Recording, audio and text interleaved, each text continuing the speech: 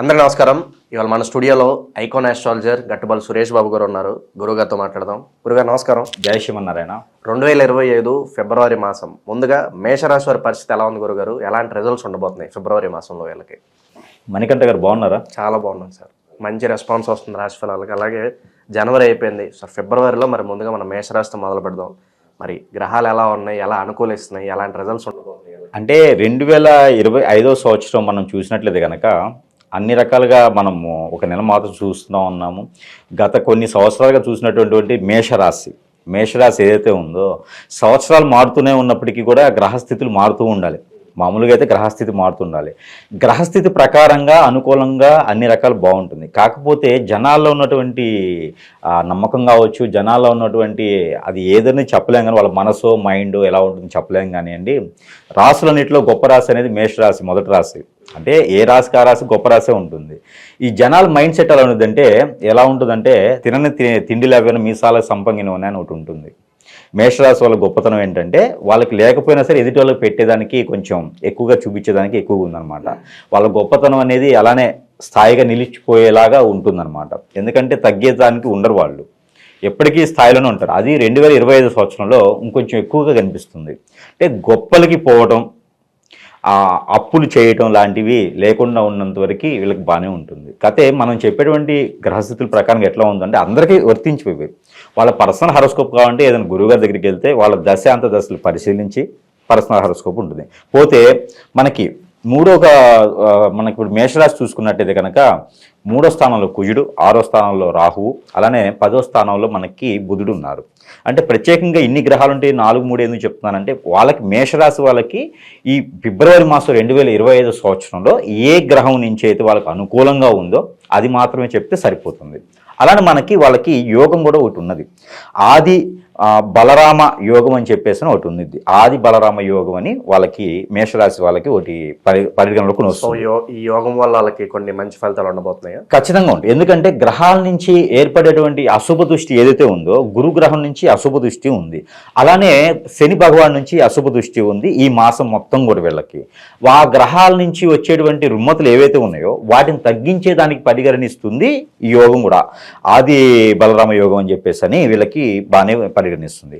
దీని ద్వారా శత్రు భయం కానీ, శత్రు పీడ, శత్రు నాశనం అయ్యితే, అలానే వీళ్ళ దాంట్లో ఎవరైనా మేషరాశి వాళ్ళు వేరే రకమైనటువంటి రుమ్మతులతో బాధపడే వాళ్ళు ఎవరైనా ఉంటే గత కొన్ని సంవత్సరాలుగా ఎట్లా ఉందంటే ఆర్థిక స్థితిగతులు కూడా వీళ్ళకి ఎంతగా రాణించేలానికి కనిపించట్లేదు. అలాంటిది 2025 సంవత్సరం వచ్చినప్పటికీ సంవత్సరాలు మారుతూ వాళ్ళ ఏజ్ మారిపోతూ ఉంటుంది. కానీ పెళ్ళిళ్ళు కానిటువంటి వాళ్ళు కానీ, చదువు కోసం విదేశాలకు ప్రయత్నం చేసే వాళ్ళు కానివ్వండి, ఇలాగా కొన్ని రకాల వాళ్ళకి అనుకున్నటువంటి కోరికలు కొండలు దాటుతాయి, కాళ్ళు గడపలు దాటవు అన్నట్టుంటాయి అన్నమాట. అందుకని అవన్నీ కూడా కొంచెం కొద్దిగా వీళ్ళకి మార్పు అనేది మొన్న జనవరి మాసంలోనే 22వ తారీఖు నుంచి మార్పు అనేది మొదలవుతుంది. ఇది మేషరాశి వాళ్ళకి. అంటే ఎప్పటి నుంచో బాధపడే వాళ్ళు కూడా కొంతవరకు గ్రహరీత్యా ఆ శోభదాయకం అనేది బాగుంది. లేదు మకర రాశిలో నుంచి రవి వచ్చిన తర్వాత బాగుంది. అలానే మనకి ఫిబ్రవరి మాసం 16వ తారీఖు నుంచి మకరం నుంచి కుంభరాశిలోకి ఎప్పుడైతే రవి సంభవిస్తాడో అప్పటి నుంచి ఇంకొంచెం బాగుంటుందని వీళ్ళకి చెప్పొచ్చు.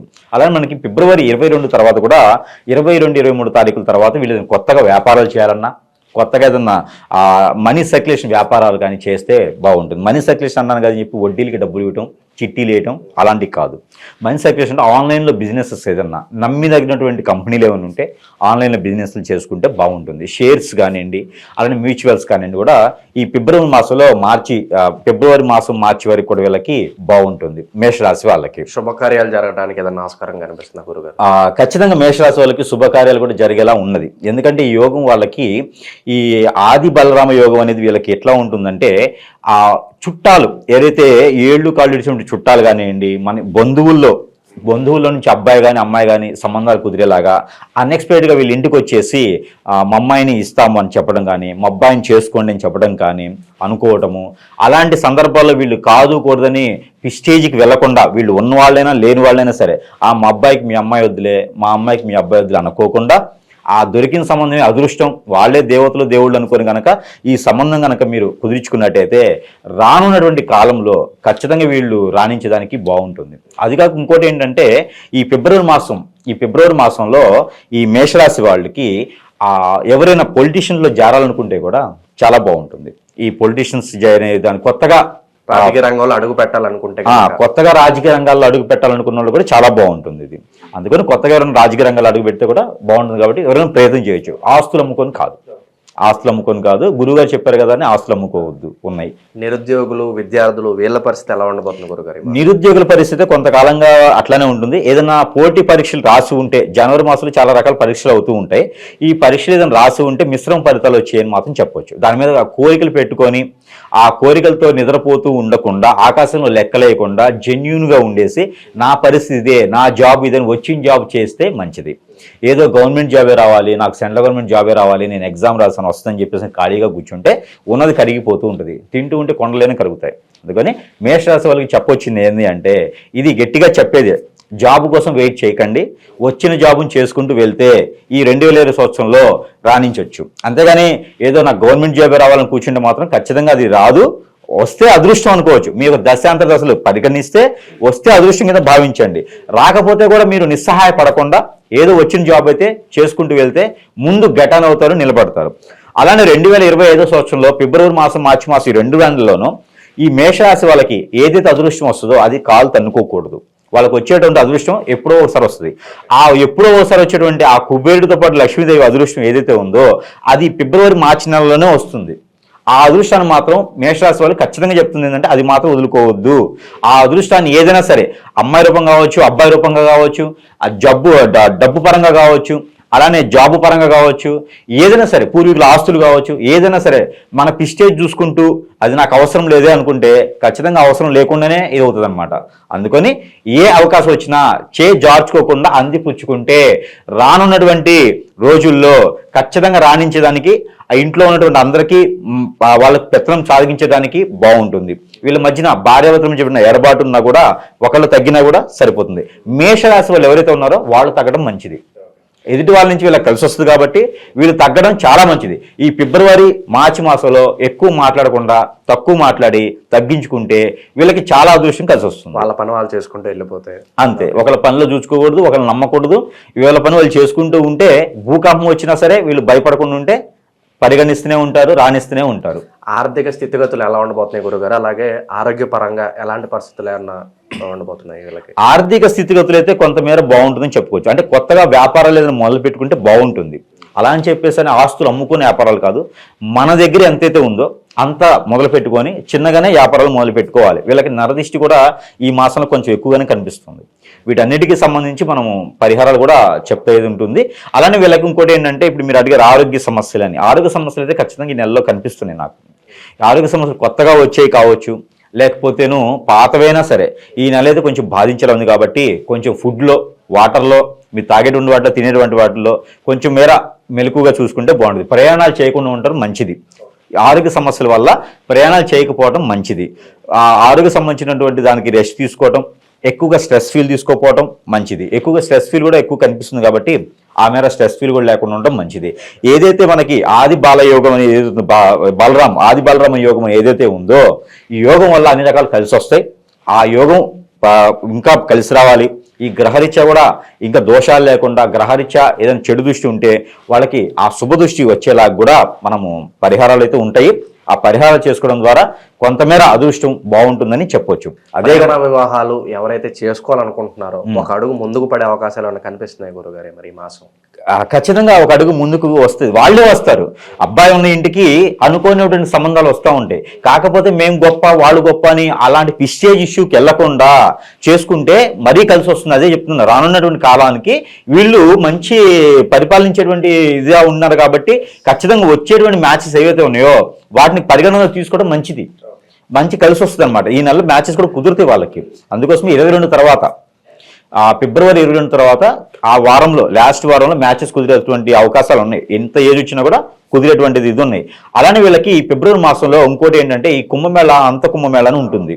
మహాకుంభమేళ మొదలైంది కాబట్టి పోయిన మాసంలో మనకి జనవరి 13వ తారీఖున కుంభమేళ మొదలైంది. అయితే ఫిబ్రవరి 20వ తారీఖు వరకు ఉంటుంది అది.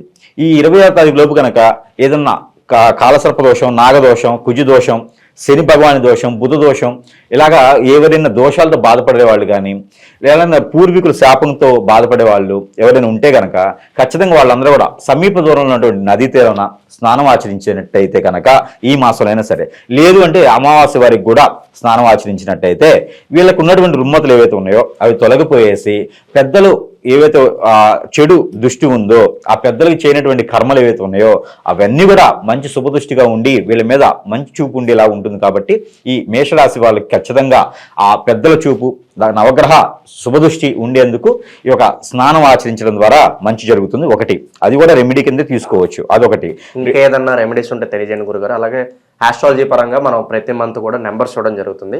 నెంబర్స్ కూడా న్యూమరాలజీ ప్రకారం ఆ నెంబర్స్ కూడా మాకు తెలియజేయండి. ఇది వాస్తవంగా ఏంటంటే న్యూమరాలజీ అని చెప్పడానికి కూడా ఏం లేదు. న్యూమరాలజీ అంటే ఓన్లీ ప్రశ్న శాస్త్రం. అయితే న్యూమరాలజీ అంటే మనకి ఏంటంటే నెంబర్ తీసుకుని మార్చుకోవడం. ఇంకోటి న్యూమరాలజీ బాగా గుర్తు చేశారు.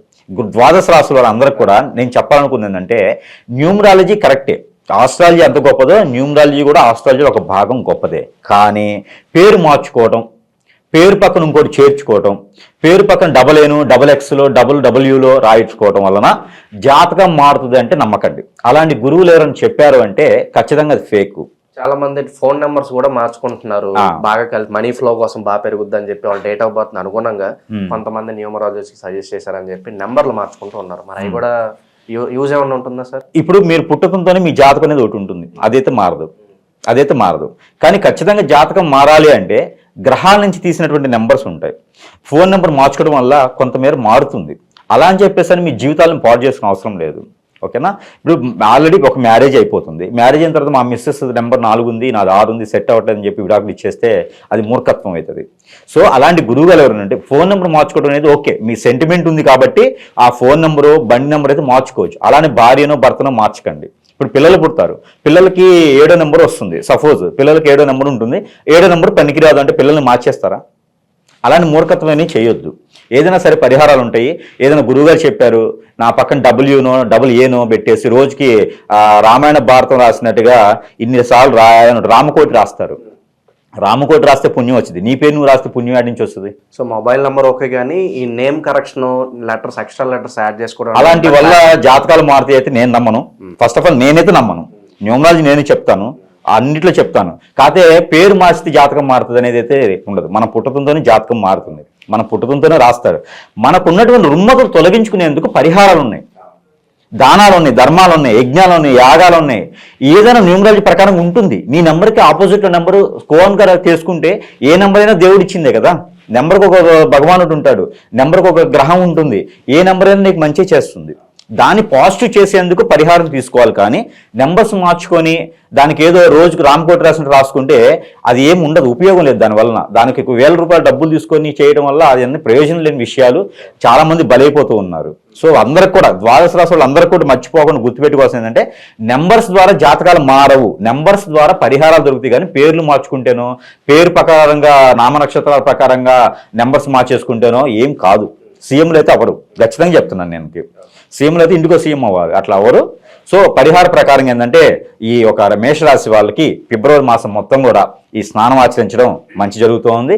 ఈ స్నానం ఆచరించడం ఒకటితో పాటు రెండోది వచ్చేసి వీళ్ళు బాదం పప్పు, కిస్మిస్, అంజీరు ఈ 3 కూడా ఎవరికైనా బ్రాహ్మణోత్తమునికి ఒక 1 కిలో 1/2 కిలో దానం చేసినట్లయితే మరీ మంచి జరుగుతుంది. లేదు అంటే ఆ 3 కూడా చిన్న చిన్న పీసులు కానీ మిక్సీలో వేసి పౌడర్ కానీ చేసుకొని ఆ 3 పచ్చి పాలల్లో వేసేసి ఆ ఒక శివుని భగవానికి అభిషేకం చేసినట్టయితే విడిగా కాకుండా ఈ 3 మిశ్రమం చేసేసి ఆ మిశ్రముని పాలలో వేసేసి కనుక ఆవు పాలు కానీ గేదె పాలతో కనుక ఆ శివ భగవానుడికి ఎవరైతే ఉన్నారో ఆ శివుడికి అభిషేకం చేసినట్లయితే మరీ మంచి అదృష్టం అయితే వీళ్ళకు ఉంటుంది. ఏదైనా శనివారం, శుక్రవారం లేదా సోమవారం లేదు ఏ వారం కుదిరినా కూడా శివునికి అభిషేకం చేసుకోవచ్చు. ఇలాగ ఈ 3 కలిపి శివునికి అభిషేకం చేసినట్లయితే వాళ్ళలో మనం అనుకున్నటువంటి లోపాలు ఏవైతే ఉన్నాయో, గ్రహరీత్యా వచ్చినటువంటి దోషాలు ఏవైతే ఉన్నాయో అవన్నీ కూడా తొలగిపోయేసి ఈ మాసంలో ఏదైతే చేయాలి ముందుకి వెళ్ళాలి అనుకునే వాళ్ళు ఎవరైతే ఉంటారో వాళ్ళందరూ కూడా ఏ విఘ్నాలు లేకుండా ముందుకు వెళ్ళేందుకు సహకరిస్తుంది ఈ పరిహారం. అంతేగాని పేర్లు మార్చుకుంటే అవ్వదు. ఈ రకంగా చేస్తే సరిపోతుంది. దాంతోపాటు మనం ప్రతి నెల ఇస్తున్నట్టుగా గ్రహాలకు సంబంధించినటువంటి నెంబర్, అందరూ మంత్రాలు ఉచ్చారణ చేయలేరు, అది పరిస్థితుల ప్రకారంగా చేయలేరు. తప్పు ఉచ్చారణ చేసినా కూడా చెడు జరుగుతుంది. ఆ ఫలితం ఉండదు. అందుకని చెప్పేసి అని ప్రతి నెల మనం ఇస్తున్నట్టుగానే గ్రహాలకు సంబంధించినటువంటి నెంబర్స్ కాక ఇది న్యూమరాలజీ ప్రకారంగా కాదు. న్యూమరాలజీ దానికి పేరు పెడితే మనం ఏం చేయలేం. అది ఏదైనా అనుకోవచ్చు, వాళ్ళ ఇష్టం.